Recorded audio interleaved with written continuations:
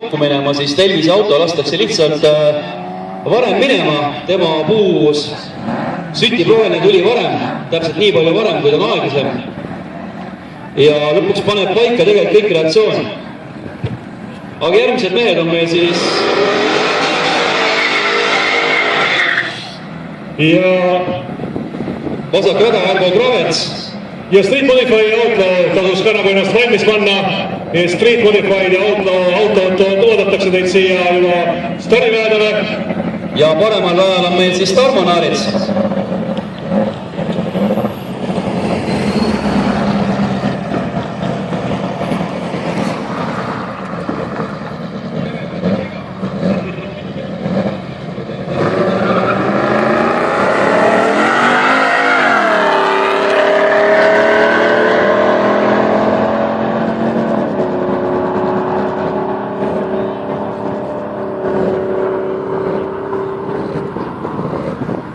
No nii, vasaku raja siis aeg oli 13,619, paremal 15,85 ja lõppkiirusel 168,20 ja 146,33.